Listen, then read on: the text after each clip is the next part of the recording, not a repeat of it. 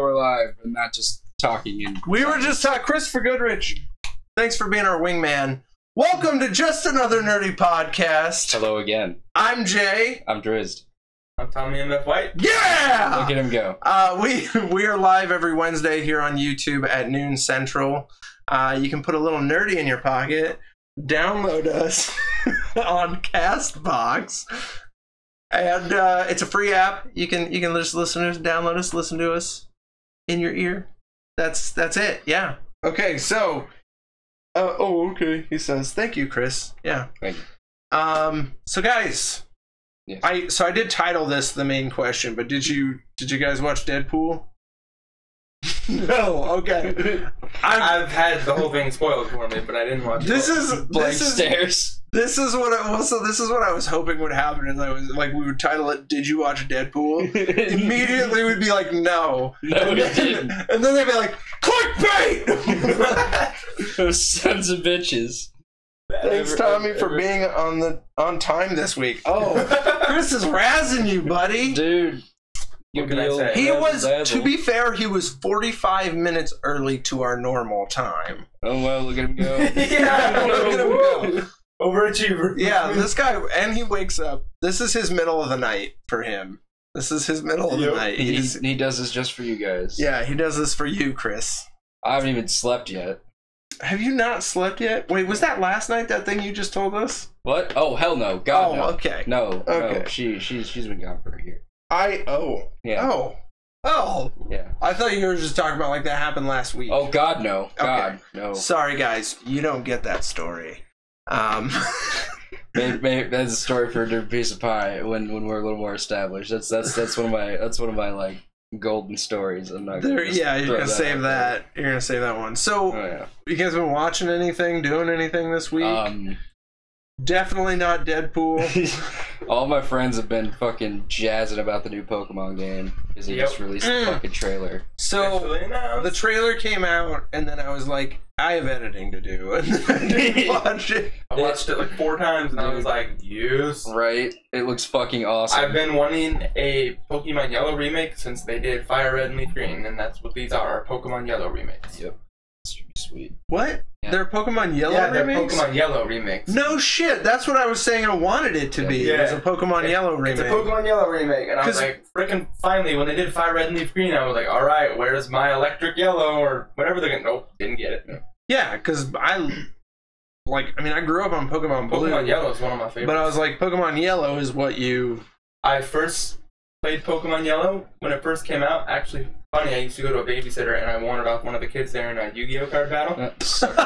I used to play Yu-Gi-Oh years ago. I was pretty good at it, and then I quit. But yeah, because it doesn't make any fucking sense anymore. No, I beat this kid in a Yu-Gi-Oh battle, and I made him give me his Pokemon Yellow. My uncle starts talking about... My uncle is a 50-year-old man, and he still plays Yu-Gi-Oh. He goes to tournaments and shit. Does he live in his mother's basement? No. He lives in his sister's upstairs. Not better. It's not better. But anyways, he plays a shit ton of Yu-Gi-Oh, and he talks to me, and it's like a foreign language. Yeah, I'm like, I don't get it. I played when everything was simple. You play a monster, you play your magic or your trap, and then you attack. And now, like, you play a monster, and then they lay out 6 trap cards and fill their fucking field with monsters. Well, they're like, yeah, you've activated everything, and I'm like, yeah, I don't know what's happening. They've got like turn 1 combos and stuff. In one turn, they can summon like 6, 7 guys, wipe your board, attack you for game. I'm like, this card game got done. It's real annoying. I can't understand it for a second. And he keeps like, oh, you can... I'll tell you what, I'll make a deck for you, and then you can play with that deck against me. I'm like, oh, motherfucker, I know you. You're gonna, like, rig that deck. And then you're gonna just destroy me and be like, you put up a good game. Like, fuck you, patronize Uncle. me, Uncle Steve. Uncle Denny. It's Uncle Denny. He's the one that, like, we'd go to his place and he would play so I'd be like 9 years old and we would watch From Dusk Till Dawn and shit, and then I wouldn't sleep for days. It's like, but he would also, like, so we'd go to his place Friday night and we'd stay up and watch Red Green, Doctor Who, Red Dwarf till like 2 a.m. Yeah. And then we would wake up at 5 a.m. and watch Dragon Ball and like basically anything on Fox Kids like all the way through. Nice. And we just eat cereal and just like, you know, I'd go home and pass out. And I think that's probably why my parents would send me to my uncle's house, was because I would sleep immediately when I get home. The Red Green Doctor Who Power Hour. Yeah. It was good stuff. Oh shit. Sorry, my landlord has no respect for podcasting. He's mowing the lawn. I don't give a shit.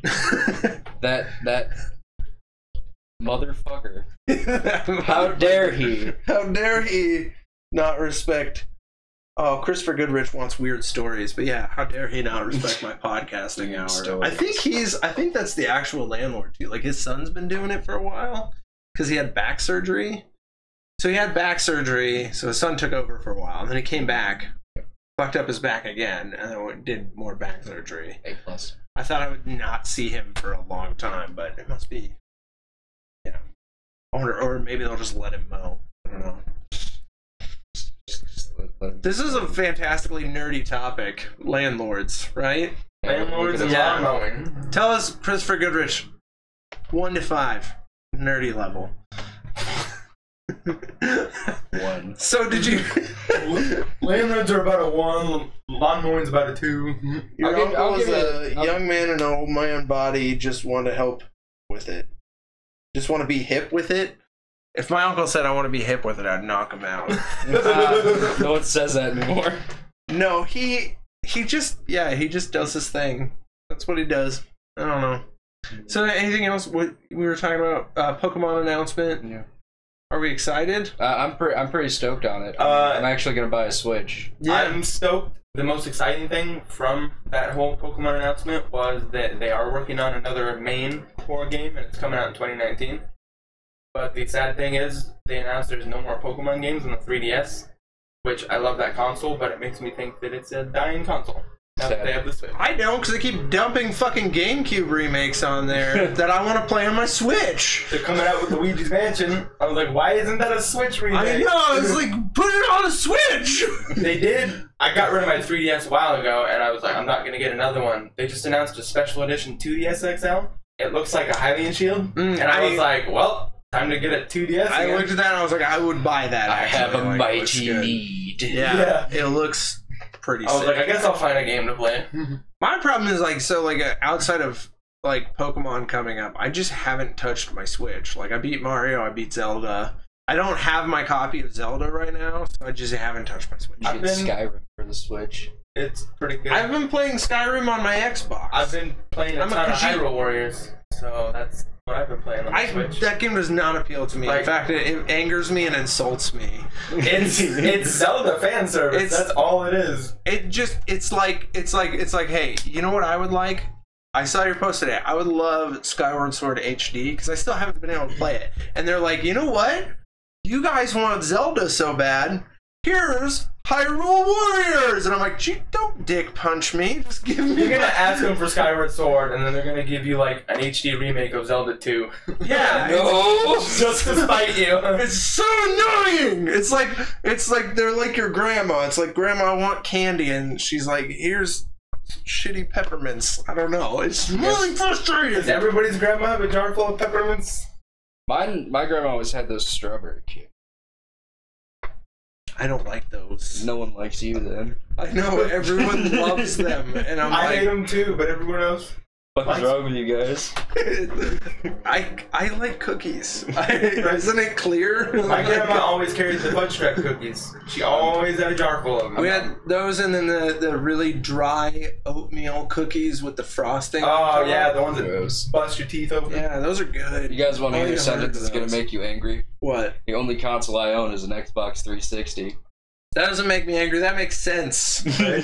Hey, games for that console are cheap as hell right now. Goddamn right they are. They're cheap as hell, and they're actually pretty good. Like that's a good era. Yeah, dude, I can grab Dragon's Dogma off the internet for $13. That's fucking 56 hours of gameplay minimum.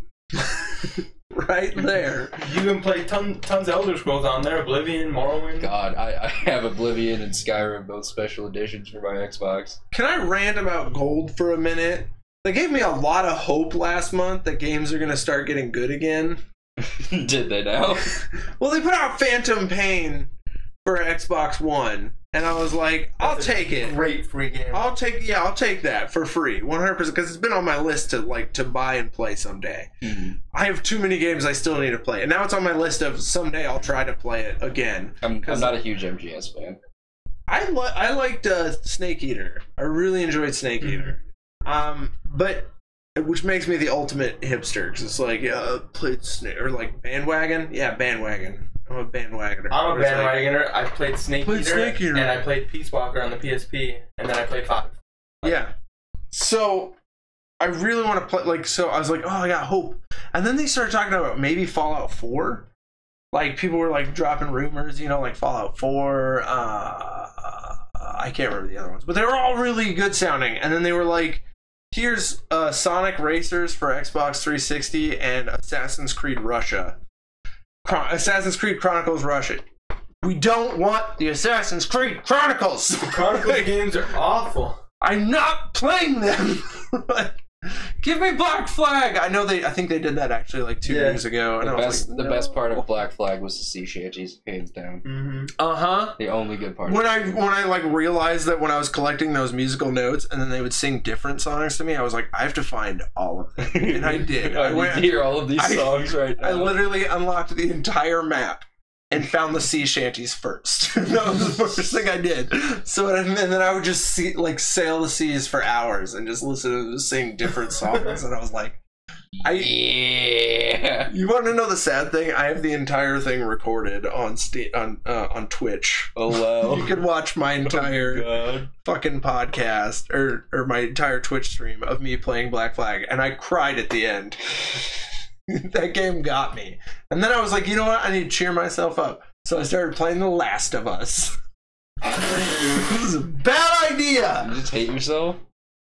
I didn't know that it was going to start so rough. I knew that it was rough. I didn't know the immediate beginning. Dude, it's fucking hard. The Last of Us was the most recent game to make me tear up. Actually, I don't know. Horizon Zero Dawn. That was kind of sad. That was a good one. I didn't really I haven't really cried it much. Like I haven't been playing too much, so I've been chiseling. I decided I need to finish Skyrim, so I started playing Skyrim again. You haven't finished the main campaign in Skyrim. So I've done the Civil War. It takes like 7 to 8 hours. So I did the Civil War. It's not that hard. But I haven't done the dragon one. I just haven't. When you get to the final boss, you're gonna beat him and be like, "That was it." Cool.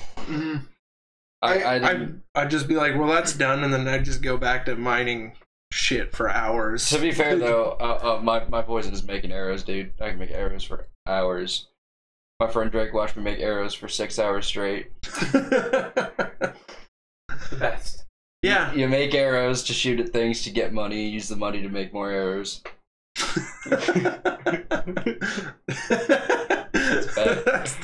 Well, the bow is like kind of the ultimate weapon if you really think about it. Stealth archer is the best way to play Skyrim. Yeah. Sneak archer, hands down. You can one shot dragons later on. Like you can sneak attack dragons and one shot them. Wow. Yeah, it's pretty sweet. I've gotten to the point where I'm just. My favorite thing is to shoot someone and watch them and look at the body and then look up at you and just. When there's 2 people kill one, the other one's like, huh? There's a room of like 5 people, and like you literally like you get the first one's attention, like you're like dink, oh I knocked that bucket over, and they're like, what was that? And then they come up, you just tush, and the next guy. My favorite sneak skill you learn later on. You can learn the skill to where you can run up on an enemy and then immediately crouch in front of them, and for like 2 to 3 seconds you disappear and you're invisible to them. Isn't that like if you beat like the Thieves Guild? I don't remember how to get it, but I had it when I played my sneak archer. So I would literally run up to guys, crouch in front of them, they'd be like, huh? And then I'd sneak attack them with my bow from point blank. It was hilarious. Just send a fucking arrow straight through the bottom of their fucking head. Yeah, just boom, boom, boosh. My favorite thing to do is like if there are 2 bandits standing next to each other and you've got a good distance shot, is just fucking thunk one in the head and they flip over the railing and the other one's like, must have been the wind. Must have been the wind. There he goes. I've been playing Dishonored, and the guys in Dishonored. I fucking love that game. Like you just pop a guy in Dishonored, and the guy will be having a conversation. His back will be to the guy, but you'll like pop him, and the guy will still be talking. It'll just be like, yeah, what are you gonna do next Thursday? cool. It's like, and then you kill him and he goes down. And you're like, yeah. I tried. So here's my evaluation of Dishonored. Like every other stealth game or every other like moral complexity game, they make it easy for you to choose like to be good or bad. Yeah.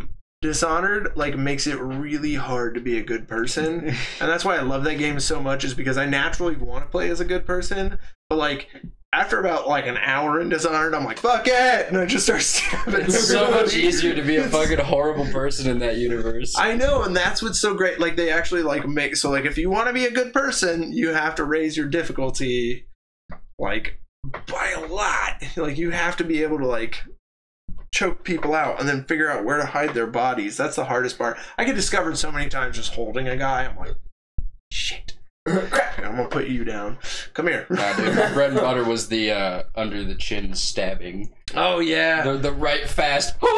I kept mixing up the buttons because the controller on the PC is different. Nice. And I just went up to this maid and I'm like, shh, shh. And I'm like, I'm just gonna put you to sleep. And then I go, shh. And I was like, oh! I killed her. And she's just like. It was horrifying. I did that to one of the girls at the brothel one time, and I was trying to sneak around because I wasn't supposed to be found, so I carried her into like a little area that was covered, and I threw her onto a chair. I'm like, act natural. And then she started clipping and facing the chair, like,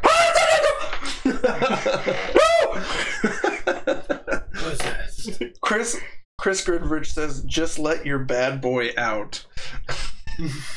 Never change, Chris. Just do it. You are a delightful human being. Please continue being yourself forever. Oh shit. Oh shit. Oh man. Oh geez. So yeah, so we I haven't had any time. Like I played a little bit of Stick of Truth this week, and that's it. Like, and then I stayed caught up with. Have you guys seen The Expanse?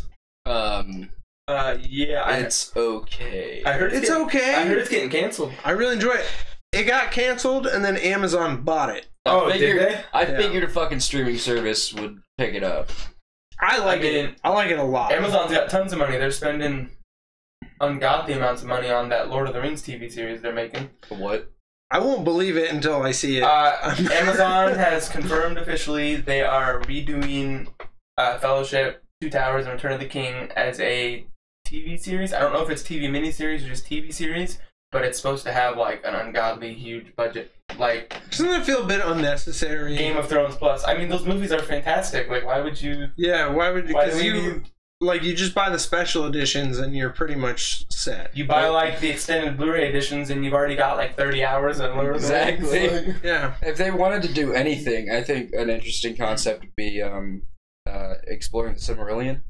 Yeah, like doing a researcher actually going out and finding the shit that's in the Silmarillion. They could do like shows in that universe, but not touch Fellowship or Lord of the Rings. Or like the things that we've already watched. There's no need. There's a lot of great video games that have done that with Lord of the Rings.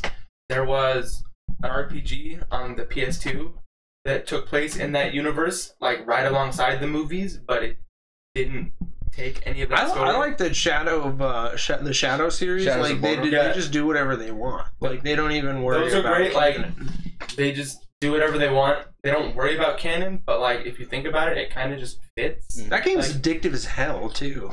I haven't played the new one, but the first one was like. I love the first one. Like I bought it on Steam.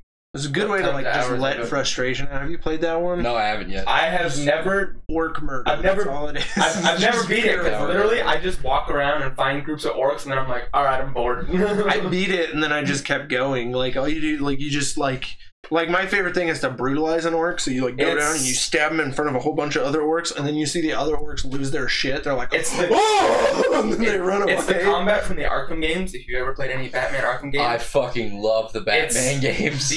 Pretty much the battle combat system from that, and it's the like climbing of Assassin's Creed. Ooh. So it's all but like new Assassin's Creed, not the old crappy. Assassin's Creed, like so Assassin's Creed, the Batman games, and the Mordor games all have like the same combat system. It's the same. Yeah.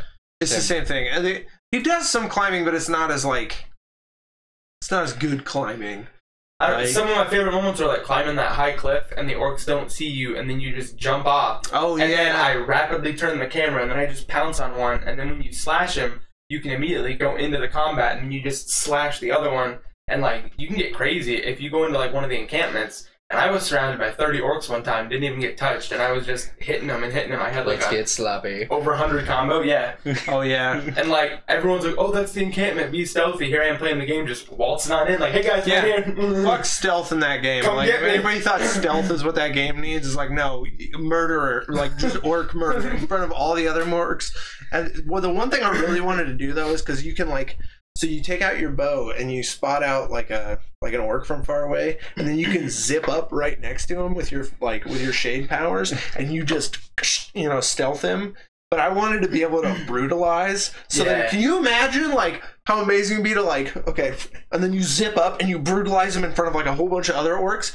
They just see this phantom appear and just shoot the hell out of their friend. And they're like, "Oh God!" They're like, "Oh my God, why?" That's what I wanted. I think that should be the natural progression. I don't know if they did it in the new game. I have no idea. I haven't played it because they had microtransactions. But that's exactly why I haven't played it. Damn. I do have a question about the game since you guys actually played it. Was the Nemesis system interesting? Yeah, I actually really liked it. You could wander across a group of orcs, and when you fought him, you would wander into a leader, and he would be on the Nemesis system. You could defeat him, and you could slaughter him, or you could interrogate him for information on other stronger Nemesis. Like, you could rat out information and kill him, and then, like, sometimes if you played the game if you were tired, or if you just plain died, if one of the Nemesis kills you, he will actually get points for that, and he can rank up and like level up and become stronger, and then he takes on other Nemesis and takes their position and stuff, so they're like fighting back and forth. It's really interesting. And literally, cool. Like, it became my motivation in that game was to snuff everyone out in the Nemesis system. And then, like, the best thing though is like when you run into the top captains, they come out like a fucking WWE wrestler. It's like they go ooh, ooh, and then he comes out like ooh, ooh, and he's like holding his weapons like I'm a badass. Yeah, like they'll come out and then it'll pause the game for a second. It goes into a cutscene, and then it is like WWE where they're like, he just I'm gonna get you. Yeah, he comes out like it's just he just comes out like a badass orc, and he's just like, oh, and then you like you see his name, and it'll be like Borderlands intro. Run the Destroyer, and then he'll just be like, oh yeah, I'm not gonna take any crap from now on, yeah. Come out, and and then you'll pop down and stab him, and all the other orcs are like, oh shit. Yeah. Some of them got annoying, like when you attack a high level general. And then there's like a couple melee orcs, but then there's like 9 like arrow shooting orcs, and you're trying to kill like that. It was a pain. That's why I would like slow mo, just pop around, just pop all the archers, and then I'd go back to killing, and I'd let the arrow thing kind of go up a little bit, and then I'd pop the rest of the archers, and then go back to killing. But the captains can be really hard because what they do is they stop. So they have each one has like different powers. Mm-hmm. So some of them you can't poison, some of them you can't sneak attack them. Some of them you can't. So there's like a move where you can jump over their head, which stuns them, and then you can like shiv them some more. But some of them you can't jump over. So like that's naturally in my like. I just naturally try to jump over things, and if you try and jump over them, he'll catch you, throw you down. You're like, oh shit. Some Not of them. Today. Yeah, there's some of them you can't shoot with like melee weapons. Like it's.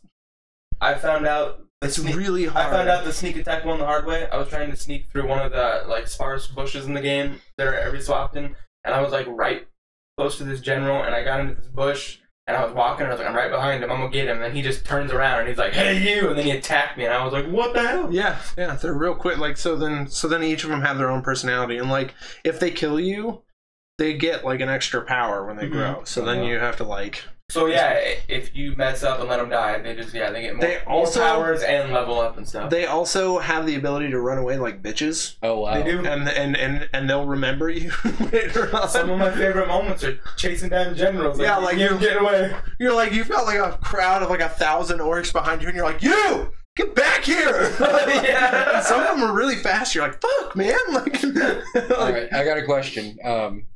Do either of you have a mobile game that you're completely fucking addicted to? Fallout Shelter. I've been playing Fallout Shelter all week. As much as I hate EA, I play the hell out of Star Wars Galaxy of Heroes. Nice. I hate EA as well. But did you say MOBA or mobile? Mobile. mobile on phone. Yeah. You heard me correctly. Okay, I wanted to make sure. I hate EA too, but they made one of my favorite mobile games ever, which is Peggle Blast. And I re-downloaded it last night because a buddy of mine was, he just downloaded it and he was getting through it. I'm like, I don't think I ever finished that game, so I downloaded it again. And it came up, and I was like, oh, dear God. I had 585 out of 585 stars, which is 3 stars on every level, all 207 of them. Apparently, what I would do was dissociate from reality and just play Peggle for hours upon hours. That was, yeah, my wife's been like, I'll get home and she'll be like telling me about her day, and I'll just like be like, collect power. Well, so how long has it been since you guys have played Fallout Shelter? It's been a hot second. I played it on the Xbox One, actually. That's where I played it. They updated it, so now you have quests you can go on. You can craft weapons and armor, or like outfits and shit. There's like a junk system now. You get pets. Bethesda teased that new Fallout announcement. Fallout Shelter 2. I know. I was thinking about that. I was like, how pissed would people be if it was another Fallout Shelter? I'm gonna be so mad. Just, hey, you know you want it. Fallout Shelter 2. I will rage. Orcs dance off with weapons. Oh, that would be dope. Right? If they just like, if you were like, you just like come into a group of orcs and they were just like, it's time to have a dance off. And then you have to like do a Just Dance fucking thing. That's. Or you could pull an Indiana Jones and just fucking kill him. I'm gonna get you. Oh, I'm gonna get you. No. It's one of my favorite moments in Indiana Jones. That dude's just. Do you know why he did that? Harrison Ford had dysentery at the time, and he was exhausted. So he was actually supposed to have this whole big elaborate thing where he used his whip to get the sword away from him, and you jumping off fucking awnings and shit. But Harrison Ford just looked at George Lucas and was like, "Can I just shoot?" He's like, sure. It makes it hilarious. That'll be funny. I laugh every time because that guy just comes out and he says his line and then he's like, let's go. Yeah. And you can just see the sick of shit he is. He just... You brought a sword to a gunfight, buddy. It's a bad time. I love those movies, but yeah, I've seen in interviews, apparently they were just awful to film, like on location in those hot deserts and shit. Like, Harrison Ford's like, I didn't like shooting those movies. They turned out great, but god damn it. Was he planning on doing another one? Didn't they say? They are making another Indiana Jones, and he said that he would come back, but he didn't sound too excited. Just hire the Han Solo guy. He's to be him from now on. He's so grouchy now. Like, you want to go back to Star Wars? Yeah, I guess. Yeah, if you kill me. You want to do another Indiana Jones? Yeah, if you kill me. It, all right. Kill me off, though. 2 things that were unnecessary in the Kingdom of the Crystal Skull. Fucking aliens and Shia LaBeouf. We didn't need either of those things in Indiana Jones. I'm a Shia fan. We didn't need him in Indiana Jones, but I think Shia is an underrated actor. He lost his fucking mind in the most delightful way possible. Have you guys seen Charlie Countryman? I still have not, and you even told me to watch it. Watch that movie and then tell me he's not a good actor, because that I'm not movie disparaging his acting chops. I like him as an actor. He's just, as a person, a fucking nutcase. So are most child actors. Like, did you see him on Even Stevens? At what point did you look at him and go, yeah, he's going to be an upstanding adult? So I watched him years ago when I used to go to my one babysitter's house. I really hope you're going to say what I think you're going to say, but please go. I'm not, actually, but I had a babysitter that was obsessed with watching Lifetime original movies. Okay. And I used to get mad that I had to go to the babysitter. I was in the 7th grade and I had to go to the babysitter. That's a little with my brothers. I was upset. All the other kids at the babysitter, even her kids, were like, "What are you doing here? You're all, what am I doing here?" Like, so literally, I would just show up. My babysitter would be like, "All right, just do whatever." Sit over there. Except I'm in the 7th grade. Sit over there. And when it's time for all the little kids to have nap time, she would look at me and she's like, "It's nap time. Lay down for a nap." What?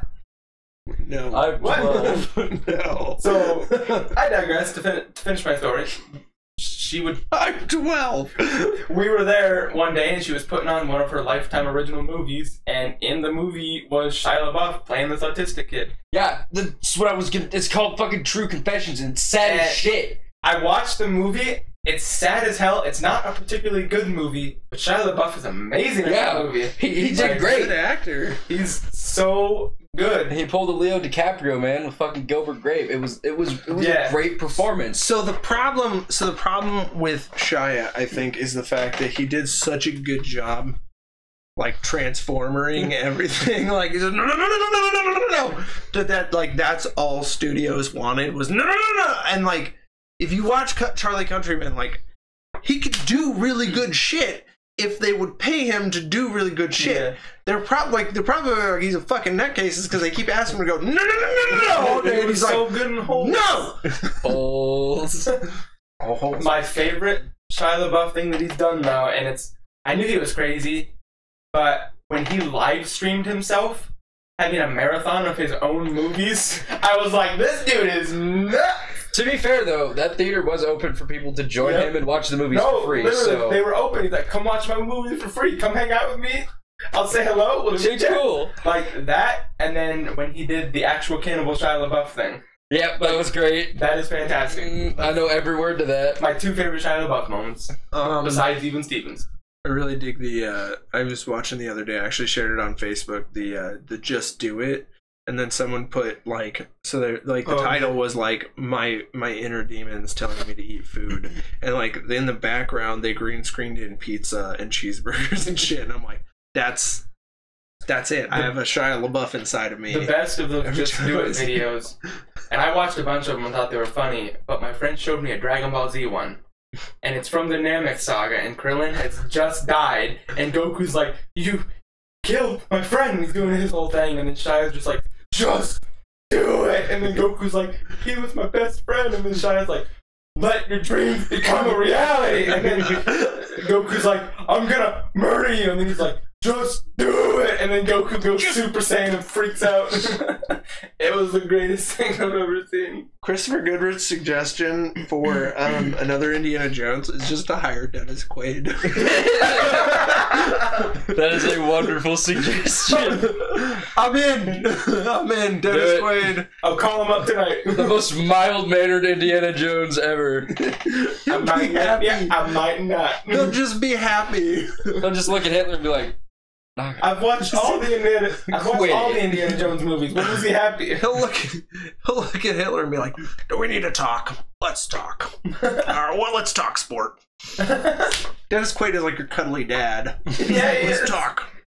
Like I was watching what was that horror movie he was in with the demons and angels and shit? Pandora? No. It had Paul Bettany. Legion? Yeah, he was in I Legion. love that fucking movie. Yeah, he was in Legion. Underrated movie. And he was the warm grandpa dad guy. Yeah. He's always like, let's talk sport, you know. What's wrong? What's wrong? That movie contains one of the actors that a lot of people know, but they don't know. Is it the guy who played Blob? No, it's the guy who played the Silver Surfer, Abe Sapien. Oh yeah, no, that guy. Yeah, he plays the creepy ass ice cream man. Yeah, the guy that's in everything. See, if you tell me his name, I'll know him. But like right now, yeah, he showed up on movie fights. What is that on Screen Junkies? I don't. But interesting connection. Guillermo del Toro, he directed the two Hellboy movies, and he played Abe Sapien, right? And Guillermo del Toro also directed The Shape of Water, which also features a half-man, half-fish person who is also acted by the same fucking dude. Yeah, he played. Well, he's like in every. But I heard The Shape of Water is good. He's in like every single, every single Guillermo del Toro film. I think like somehow like he played the in. Oh yeah, he was the guy with the hands in Pan's Labyrinth. Yeah, in Pan's Labyrinth, he was the guy. Fucking creep. Yeah.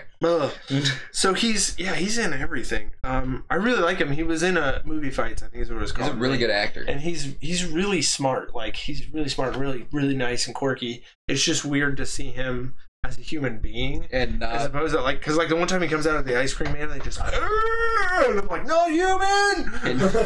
Could you not? Thanks. Yeah, I thought you were talking about the other guy. There's a guy who plays the Blob in Wolverine, and he was also in Legion as the Angel, the main Angel bad guy. I can't remember his name, but he's he's really good. Like, I like him, and I wish he was in more things. Like, I was like, oh, we're gonna start seeing him all the time because he showed up in Lost for a little bit, and then just I haven't seen him since. I hope you guys know this, but you guys know Hagrid from the Harry Potter movies. Yeah, he's the realtor. He's the realtor in Beetlejuice. That upsets me greatly. Oh, he's the guy in the pinstripe suit. Right, such a gem. It upsets me to a massive degree that is the same person. It's like seriously misunderstood creature beast. Dude, I have a whole bunch of like inner conflict inside of me because like I love that guy as Hagrid. I think he was fantastic Hagrid. Fantastic Beasts and Where to Hide Them by Reese Hagrid. But Robin Williams was pushing to become Hagrid. And ooh, I would have loved that. I know. I'm like, he wanted to be in Harry Potter bad. Who would you rather have as Hagrid? The Hagrid that we had, or would you like to have seen Robin Williams? Dude, that's a possible future question. You need both sides of that coin to fucking pick. There was an interview where J.K. Rowling said like he was pushing for it, but she wanted the cast to be more authentic and be British because I mean it does take place over there, and so she wanted them to be like British, Scottish, like all the races from over there. Welsh. But Robin Williams. Yeah. Like especially looking at it from today's standpoint, just any more Robin Williams I could get in my life. I could just see, I'm angry. I'm going to make you guys sad for a second. The last line that Robin Williams ever said in a movie that was put out there is, "Smile, my boy, it's sunrise." Well, he was Teddy Roosevelt at Night in the Museum. But that wasn't his last movie, was it? It was. I'm pretty sure it was the last one. I think that was the last one he filmed. He had some others that came out after that. Okay, yeah, because they had like Say Anything is on Netflix right now, and I'm not sure if I want to watch it because it might bastardize. He's in that movie Man of the Year. And somebody told me that was a comedy. So I watched it on Netflix, and I finished that movie, and I was like, where's the damn comedy? Or World's Greatest Dad. That one, oh my god, that one. I still haven't watched it. Someone told me that was a comedy too, and I watched They're it. fucking liars. I was like, wow, what? Comedy my ass? Dead Poet Society is one of my favorite movies. There's a Merry Friggin' Christmas where he's like the dad to Joel McHale, which I don't believe. Right? I love him in that Stephen King movie where he plays the villain. I can't remember the name of it though.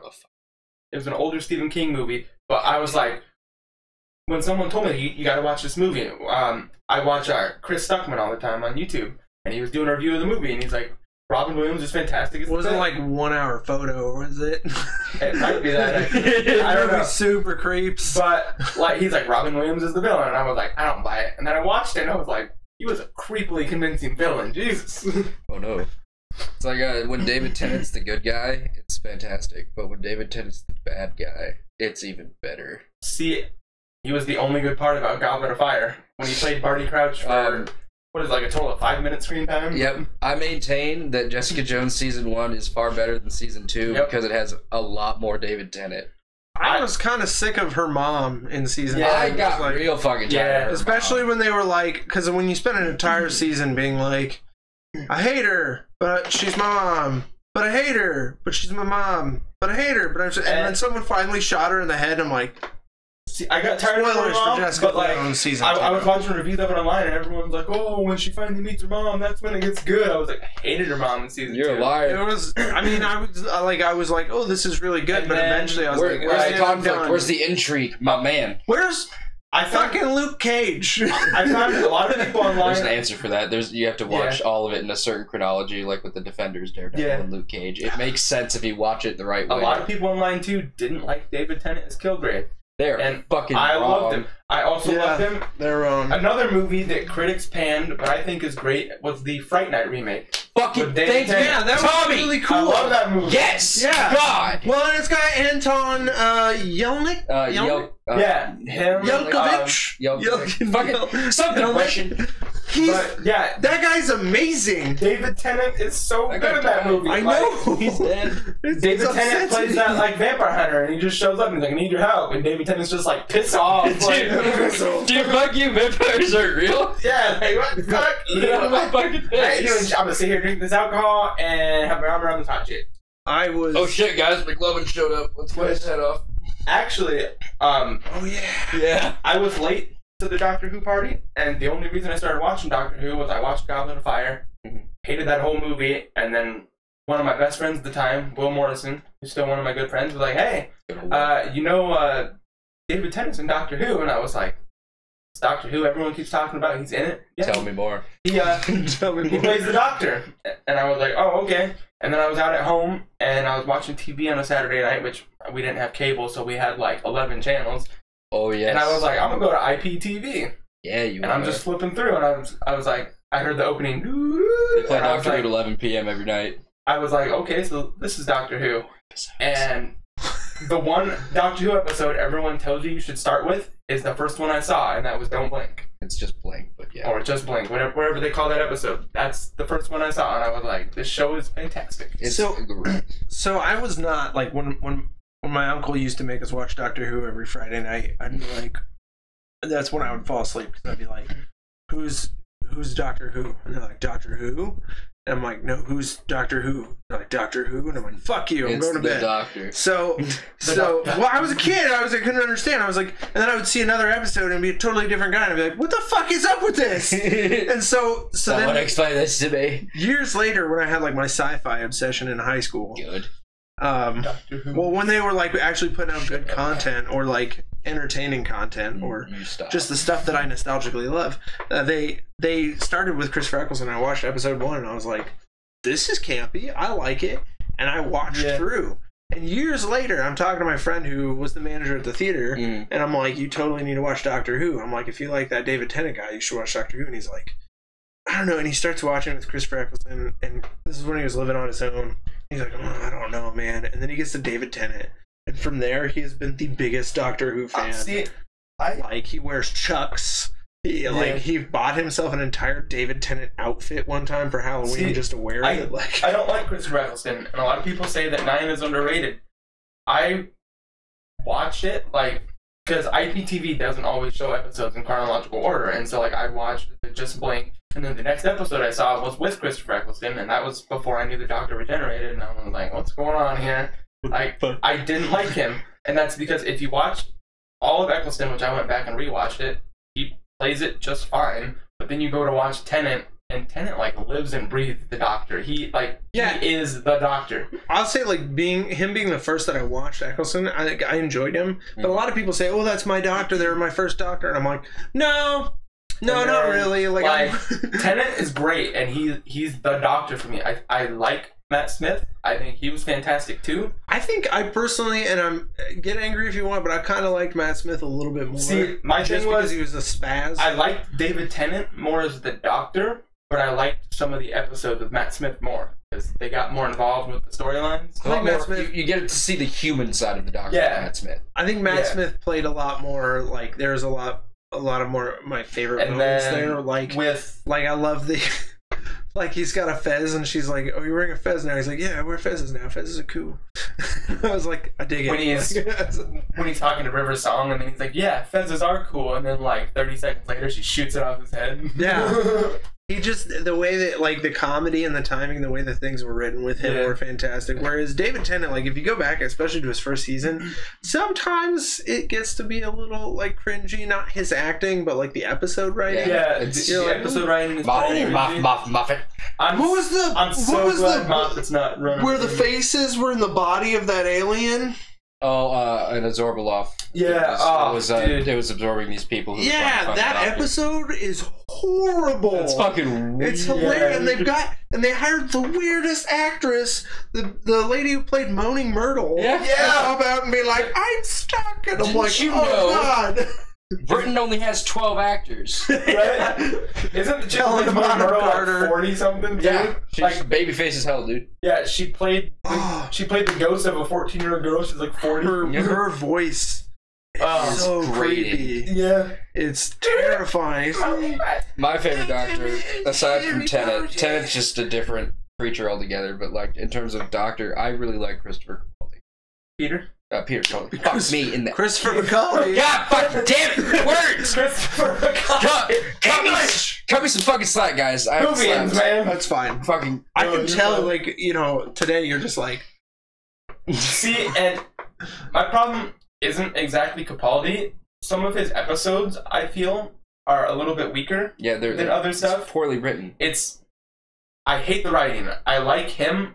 I don't know if I like him being angry all the time. Like, he'll go from randomly, I'm angry as hell, to he'll give some, like, moving, like, speech where you're like, wow, that's the doctor. And then, like, a minute later, he's like, Argh. I get confused because they're trying to make a shift towards the older one again, but then they try to make, like, these radical shifts away where they're like, you know what?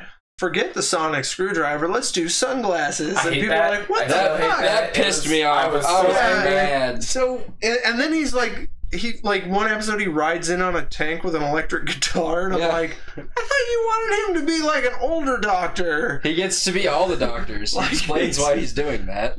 Oh, does he really? Yeah, he says it's a party for me, so why not all of me? The doctors, there's so much mythology. He's such a complex character, it hurts your brain. Mm-hmm. Well, so to be fair, like a lot of especially a lot of the Peter Capaldi, my buddy and I would download those episodes onto his Apple account, and then we would stream them in the middle of the fucking night. Every time it came out, we would watch it, and so like my brain was only running on 2%. Plus, he would be sleeping. I still haven't seen the last season with Capaldi. I haven't either, but my favorite episode with him is Listen. My fucking god! Right? It was like Blink all over again. That gave me Jesus serious chills. Christ! Especially when the thing came up behind him and took the sheet off. Yeah, and I was like, God. "Oh hell no!" It turns out it's gone. And then they just at the end of the episode, they're like, "You know, are you gonna find out what was?" And he's just like, "It's nothing." It was his fear, and it lets it was his fear the whole fucking time. Yeah, that is how powerful the doctor's mind is. Holy fucking shit!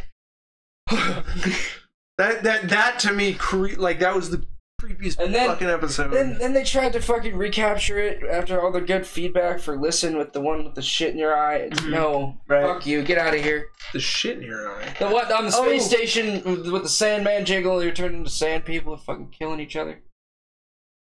Remember that one?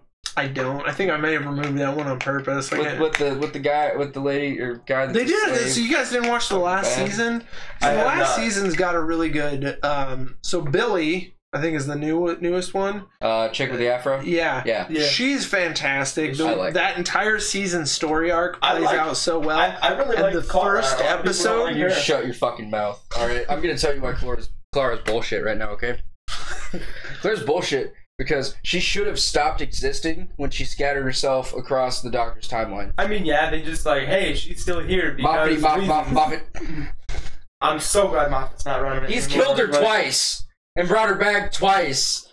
Well, the first time she was supposed to die, and then the second time she actually was like, this is the first time she was like, I'm done. And then at the end she was like, no, you know, I changed my mind. And that's exactly how the episode played out. It was like, she's done. Never mind. She changes her mind. But you know what? Okay, so some really good moments from that. When Danny, was it Danny, her boyfriend, I think? Was her boyfriend's name? Yes. When they kill him, holy shit. Yeah. Like, that was sad. Like... Because I kept calling him Ricky Licky Bitchy Bitch. Because he was the new Ricky, and I hate Ricky. Right. More than anything in my life, I hate Ricky. Because he was landing, like, first of all, he would just, like, he pissed and moaned that entire season. No wonder Rose didn't want to be with you, because you're the whiniest motherfucker. I got this swanky-ass doctor, or this whiny-ass... Yeah, or the whiny Ricky Licky Binky Bitch. And then... What pisses me off is when they tied up his arc, because they tied up all these characters' arcs. Yeah. They tied up his arc. They put him... What was that second companion's name? Was it Martha? Yeah, Martha. I like. They put him with Martha. Martha's underrated. And I'm like, you know what? Fuck you. Martha deserves better than Ricky. Right? Just because they're both black does not mean they need to end up together. Martha has, like, the biggest turnaround for a companion. Like, she had the best moment because she looked him straight in the eyes and said, look, I love you. I'm not going to wait around all day for you because you can't make up your damn mind because you're still pining over Rose. I'm out. Right? Peace, bitch. She also goes... She leaves. She goes from being, like, the good-natured doctor to I'm, like, a badass freedom fighter. Like, she's killing... Yeah. She's fighting the good fight across the fucking galaxy. Like, and yet... Wow, that's a... And yet her destiny is to end up with Ricky! Right? Or Mickey, or whatever his goddamn name is. Didn't they, like, switch places or something with all the alt-universe bullshit? Which one is it? And they gave him... Like, they gave Martha to him, which I just pisses me off. She's too good for him. He's too good for him. Such a stupid thing. Like, and all he just and it's just, the only reason why those two were together was because they're like, you know what? He's black. She's black. That sounds terrible. And it pisses me off because I'm like, Martha is just, it doesn't make character sense. You fucking Brit bongs. Like, it doesn't make any character sense to put those two together. You know what she'd be doing? She'd be ending up on Torchwood fucking Jack. Yeah. Okay? Because that's who she deserves. Womanizer Jack. 25th century man that'll fuck anything that can consent right on. I also, speaking of favorite Doctor Who episodes, I love the one where Matt Smith moves into that dude's flat and becomes his roommate. Yeah, that guy got his own TV show, James Corden. He's got his own fucking talk show now. Yeah, he's got a really that good movie career, episode too. Was fantastic. The whole time he's just like great and Into the Woods. I know, I love that movie. That whole time, James Gordon's like, you are weird as hell. You're peculiar. What's your name? Doctor. Real funny. Like, what's your name? The Doctor. I think I like soccer now, or I think I like football now, and he's like, you think? Like, or when he comes back, when the Cybermen are attacking, and he's got to deal with Alfie, I think his son's name is. He prefers to be called Stormageddon. Yeah. He prefers to be called Stormageddon, Dark Lord of all. It's pretty sweet. Or the episode with the horse. Her name's Susan. Susan. My favorite companion, hands down, 100%, is Rory. Yeah. Him, yes, all the way, 1000%. Like, keep going, please. He becomes a Centurion and then waits 1,000 years for Amy, and I was like, she's attractive, but not worth it. He's like if that's loyalty though, dude. He's like if they were like, okay, so we fucked up with Mickey, Ricky, Licky, Bicky. We need someone perfect. We need to do this again, but we need to do it right. And then they did. Because Rory is like essentially everything that Mickey is, but better. He's like a human version of the Doctor, essentially. He's goofy, he's dorky, and shit, part of it's the actor. I love Arthur Darvill. Yeah, Arthur Darvill's really good. Part of it is the writing with him was spot on. Yeah. If you want to see the best Arthur Darvill stuff, on YouTube, BBC Radio 1 has this thing where they'll get random musicians to cover songs. They had Arthur Darvill on there doing a cover of Let It Go, except it was a parody version. And he was singing about how he's tired of everyone mentioning that he's in Doctor Who. And the whole song, he's like, let it go. I know. I was in Doctor Who. I don't give a fuck. That's pretty much the whole song. He's just singing Let It Go already. Well, I want to walk up to him and go, dude, you were great in Broadchurch. I loved him in Broadchurch. I didn't watch Broadchurch. He was barely there, but he was good. It's fantastic for one watch through because it is kind of like a murder mystery. And even though it was one of my favorite shows, I went back and tried to rewatch it, and I was like, not so good in a subsequent watch. He's been in Legends of Tomorrow, and it's really frustrating because he's really good. His character is really cool. But whoever writes those shows cannot grasp a good thing. Like they can't. I have not caught up on Legends of Tomorrow because season 1 was so bad. Like, so they get rid of the Hawk they got a season 2. It's that bad. Yeah, they get rid of the Hawk people in season 2. Season 3. Like, that's the thing. Like, they keep taking their one good actor and they keep bastardizing him. I hated Hawk Girl, too. Hawk Girl in the comics, she's this badass. She'd have been cool. And then she's this badass warrior. She's so assured of herself. She's confident. And, like, this one in Legend of Tomorrow is so, like, flighty and girly and, like, Well, it's this bullshit that, like, okay, so, what's his name? Brandon Routh. Brandon Routh is a great character, but he is not someone who they should be putting as a love interest, especially for fucking Hawk Girl.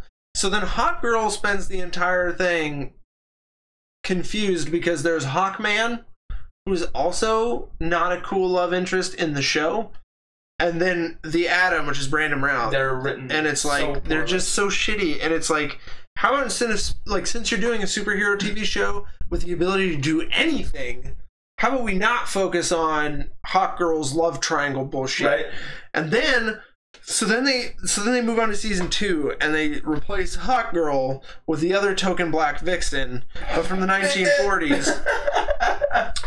I haven't seen any of this show. And they introduce this guy named Steel, who I swear to God, he's not a Saved by the Bell actor, but he looks like one. Does he look like Screech? Oh, God. No, he looks like Zach Morris. Oh, dear. But he's been on something like Party of the Five or some bullshit like that. But anyways, and they make him...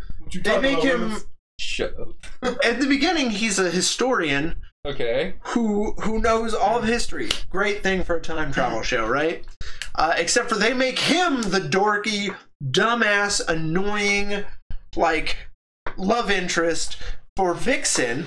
Oh, so then she's like, oh, I don't know what to do. Because instead of being Vixen, like, oh, I've got Hawkman, she's like, oh, I've got the 1940s and my future and my children. Or I have this sexy white dude who turns into metal. And it's like, just fucking stop it. And then you know what they do? We got him going. They got this kid, so they have him. And then instead of like getting rid of Brandon Routh, they keep Brandon Routh and they make him Brandon Routh also. And then they buddy cop those two. Like they shouldn't. Like they should exist in the same fucking. Just get rid of those two actors. Like one of them's got to go. And you know what? I like Brandon Routh better. I do. I think he's great as the Atom. And the Steel guy, like I've known it. Everyone who reviews it says he just fucking pisses them off. Get rid of him.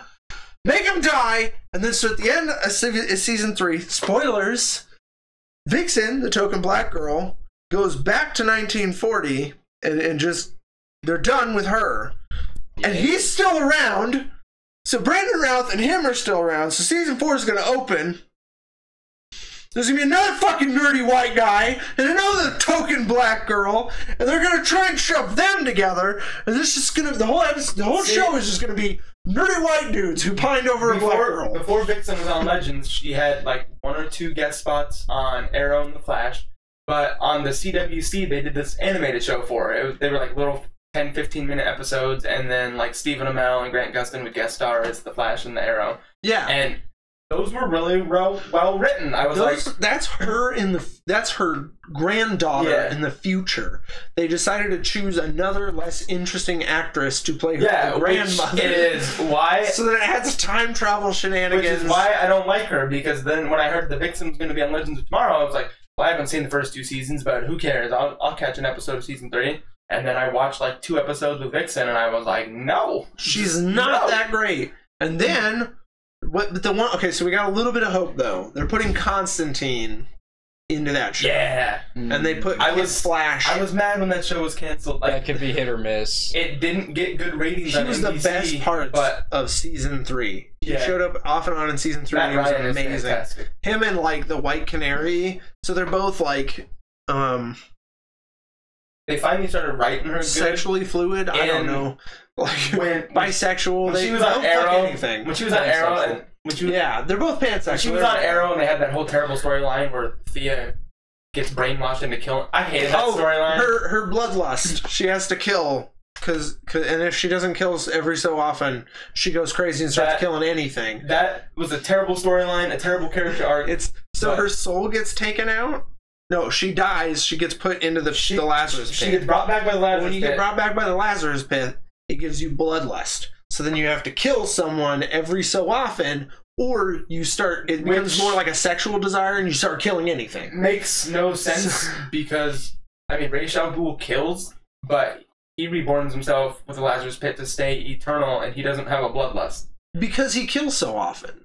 Like, it's more like, almost like a time. I hated that about fucking ninja, dude. He kills people for breakfast. I hated that about the Lazarus pit, because, I mean, in the comics, it can change you, but it really technically doesn't. Like, if you watch Under the Red Hood, like, so I was okay with Sarah. With Sarah, that was fine, but with Thea, that was just... That whole Thea arc, and then, like, Sarah came back because... First off, everyone loved her as a character, and then they killed her off, and everyone was like, what? Like, excuse me, we all loved Sarah Lance. Now, okay, we'll bring her back. Well, now this makes no sense to have her on Arrow because plot holes. Well, let's put her on this show. She's on Legends of Tomorrow now. She does a good job. Like, I think she's good. Yeah, she does a good job, but it's not, like... It was really funny, too, because they had an episode with her and Constantine, and they just decided to fuck. They were like... And it's one of her things. They're like, did you sleep with her?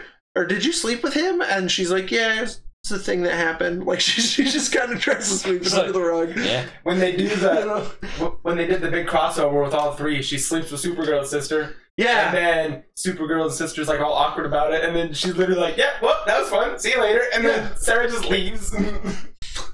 Yeah. Which the crossover made me mad because my favorite character, probably in the whole Arrowverse, was Professor Stein. Well, so that guy, Victor Garber, wanted to move on. Yeah, he said he wanted to do more theater. So I think Victor Garber is a fantastic actor. Like, I loved him as Martin Stein, and then they killed him off. And I was mad as hell at first, but then I heard that he wanted to move on. And apparently the guy who plays Jax also wanted to move on because he had a baby. So he was like, I gotta kind of take care of my babies. bring back Robbie Amell, but don't write his character terribly. What is he doing? What is Robbie Amell even doing? He did that show, The Tomorrow People. He did. Well, so he did. He was doing the X-Files most recently, but didn't it get canceled? So no, the X-Files is on the verge of being canceled. I didn't watch the last season. Can't we just have Robbie Amell on the CW? Like, can't we just put him in there? Like, just make him one of the. I just feel like Robbie Amell belongs on the CW. Let's just make him Firestorm again and give him his own show. Yeah, but not right or something. Have you guys seen the American Gods TV show?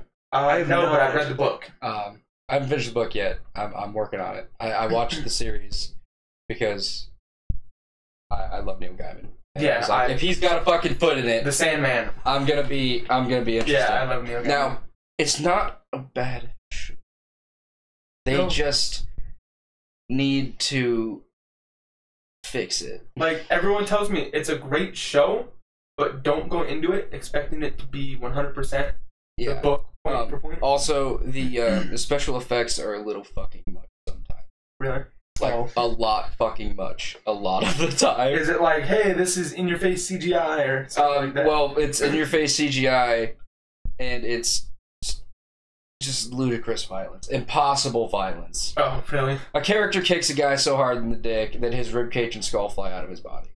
What? Wow. I'm not kidding. That happens. So, yeah, take that how you will, but the show is fantastic. Where was I going with this? Son of a bitch. I don't know. I really want to watch it. My fucking brain. Is Neil Gaiman a part of it? I lost it, dude. I'm sorry. I'm okay. off my fucking game today. I apologize. That's okay. So we're counting down. We're counting down. We're almost. I'm working on it. It'll come back to me. But yeah, so I remember. Okay.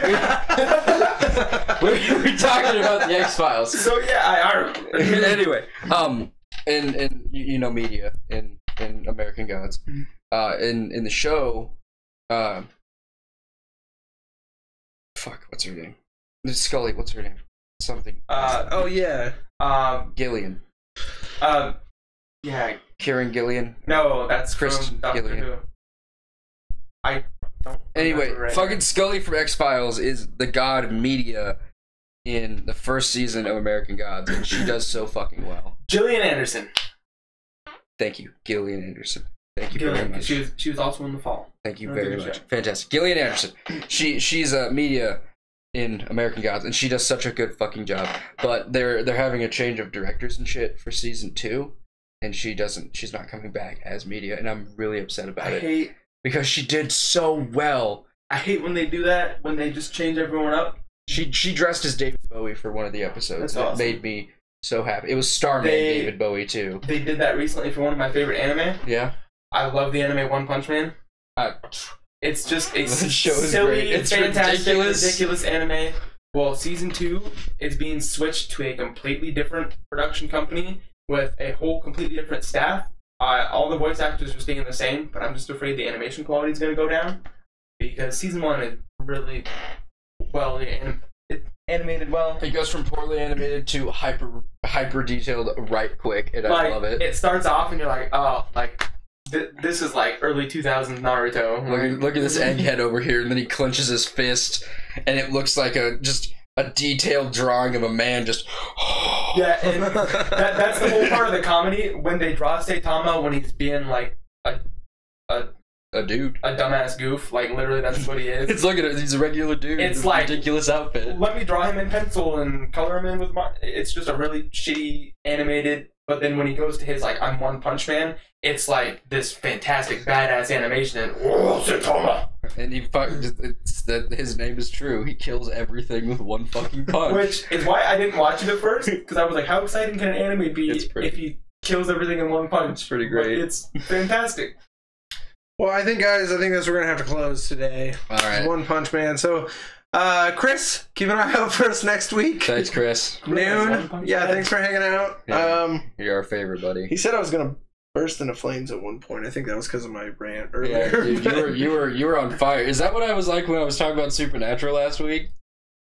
I almost ranted about Supernatural. I don't know. I chucked that at one point when we were talking about the fucking dad. The dad. Fuck that. Okay, anyways, we'll be back. So, guys, just remember, nothing's better than the Diehm. If you're enjoying what you're seeing, hit like, hit subscribe, follow us on Facebook, Twitter, share us out with your friends. All your social Let media them shit. know that we exist. Just Another Nerdy Podcast, or Twitter is JA Nerdy Podcast, because they don't give you enough fucking letters. And hit us up on podcast. You say it this time. So you can put a little nerdy in your pocket, guys. Yeah, put a little nerdy in your pocket. that basically hurt him. I saw it. I hate you. We'll see you next time. We out. So random. I was at my cousin's. Why must we're you still alive. so? Still alive. We're still